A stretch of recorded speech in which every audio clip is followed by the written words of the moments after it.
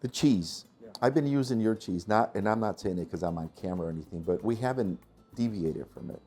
The Chihuahua cheese, Supremo. It's good. It's delicious. We've had vendors come in there, hey, try this, try that, try that. And I'm like, thank you, leave it here and then we'll check it out, We haven't changed it.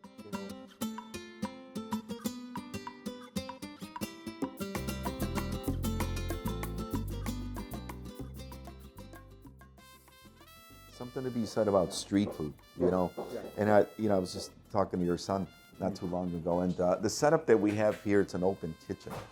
Exactly what you were talking about. When you hear this, think about it. If you hear this little, you're like, oh yeah, grandma. Kneading of the masa that you're describing. That's exactly it. So when people come here and they see that, they're like, it brings back memories. Yeah, it brings back memories. Yeah, absolutely. And the food though, you can taste it. Versus the food coming from the back that you don't know who made it. Right. It's still good, but there's something to be said about watching la maniobra, as they say. Sure, absolutely. So, I believe that we first experience food through our eyes. That's the first thing. Our nose. You come in. You can smell. You get that, but then also just visually.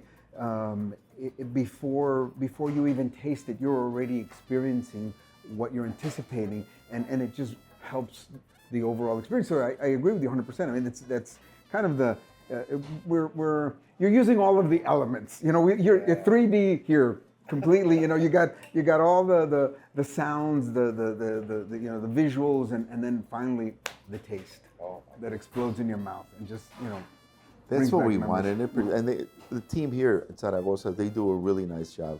I was talking to Daisy, and I said, I don't know, man. It's a great team. I said, but they think they're the boss, man. And they're just kidding me, but they do a really nice job on their own. Yeah. This is what they want to do. There's a sense of pride. I'm sure there's a sense of pride of doing what they do and knowing that people absolutely love what they're experiencing and they're enjoying, and that's kind of the premise in what we aspire with our employees, that everybody is contributing to that beautiful memory. Everybody, every time we ship out, every pound of whatever we're shipping out, of cheese, of chorizo, sour cream, whatever it is, it represents a memory. It represents somebody who's going to, at some point, and it's a bit esoteric because you think about, it's 40,000 pounds of product going out the door. It's another yeah, but you know what? Every one of those pounds represents a meal. Yeah. It represents someone enjoying that meal, someone having, like right here, having it in conjunction with a beautiful, birria or quesadilla, whatever the case may be, and just experiencing that.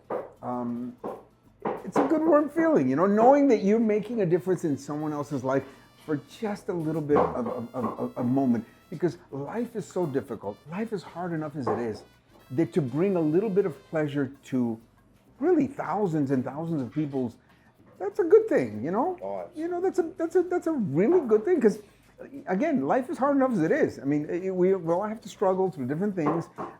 Very few pleasures in life that we can really say, oh wow, that was really good. I was like, it's okay, that was good. No. To come in here and then have this meal and go, oh man, that was amazing. Yeah, you take a break, you take a breather from society and what you're going through. Absolutely. We were just having that conversation about service. When you look at the quality of the food and you tie it in with great service, and I tell them, we talk about this, and we have to be like a stealth.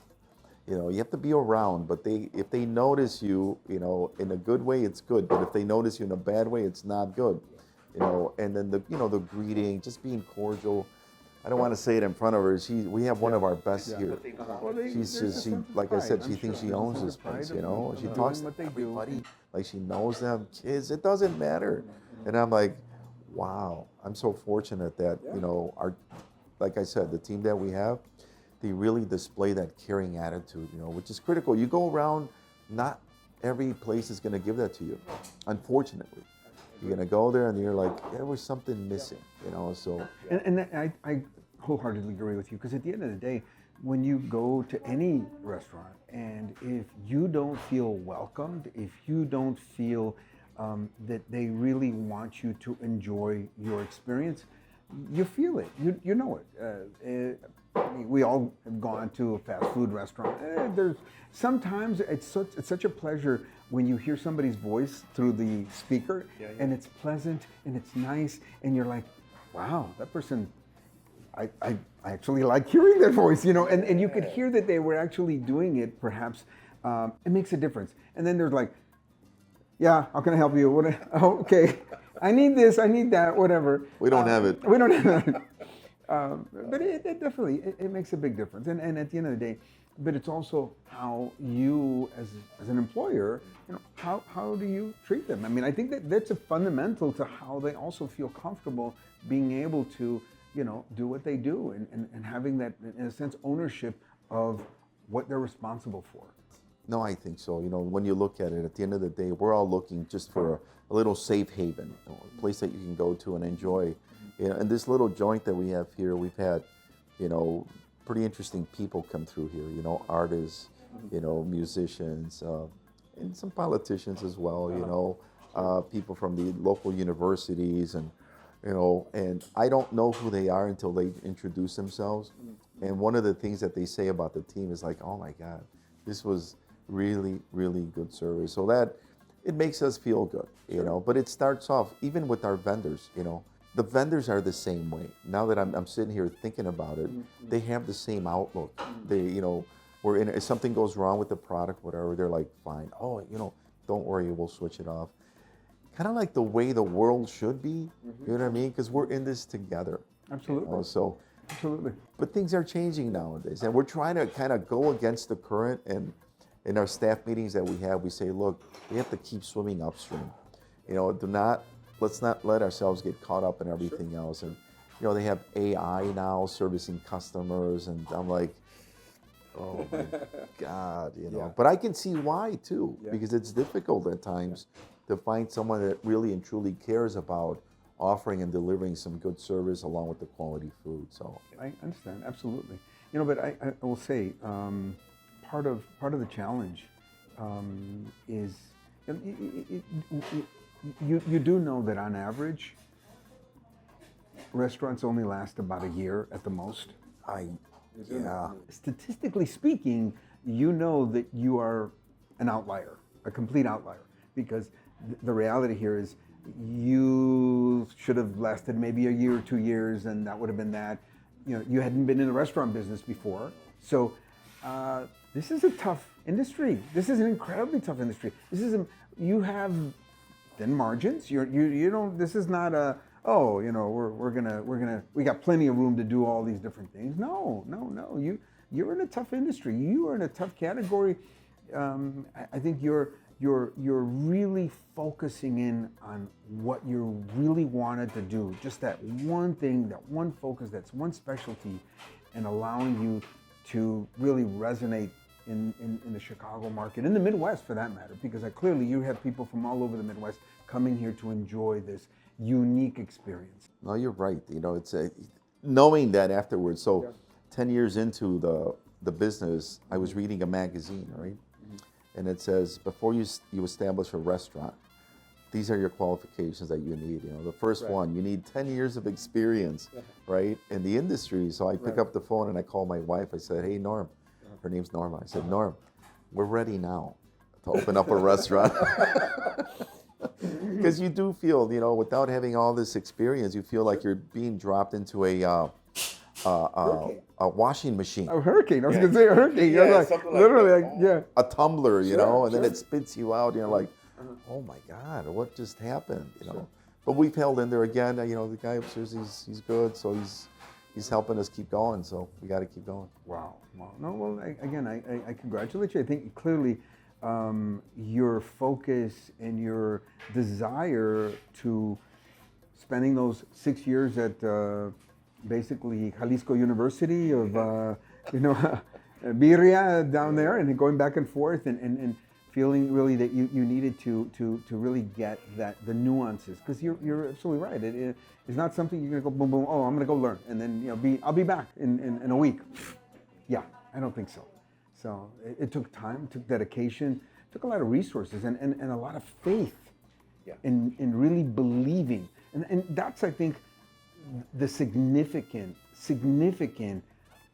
attribute, I believe, to your success. And from the very beginning, I get the impression you truly believe this is what I want to do. I'm gonna do this, and no matter what naysayers were, because I'm sure you had many naysayers of, ¿Estás loco? ¿Qué traes? ¿Cómo que birria? No. That's exactly right. Yeah, Yeah. yeah. And for one reason or another, I just kept going. You're right with the faith. That's very important. And then the focus. I said, if I'm going to do something, it's got to be done right. And I mean, I could have done it here, but I said, I'm going to go back to the motherland. I think I may have shared this with you, but after completing the research, I was like ready, and then I said, all right, I'm going to introduce it here. And on Channel 11 back then, Rick Bayless, who's a friend of, now, he comes out and he goes, oh, today we're going to make a famous dish in Jalisco called birria. And I'm like, no, I wanted to show people the birria, Sure. And then, inside my internal voice says, I remember seeing that episode. Yeah, where he did in his backyard, he dug the hole and he did the whole pit thing. Yes, I remember seeing that episode specifically. Yeah. And then I'm like, oh my God, no. But then I said, wait a minute, he's established. Yes.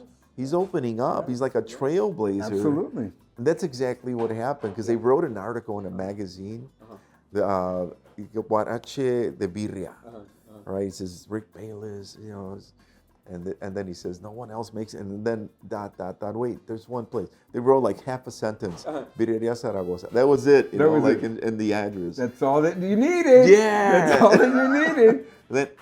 To be in that same, on the same page. Even be mentioned in that article to begin with. Absolutely. Yeah. And that kind of, people started coming in. Well, I saw your name on the it was the airline magazine, the one that was in all the airplanes.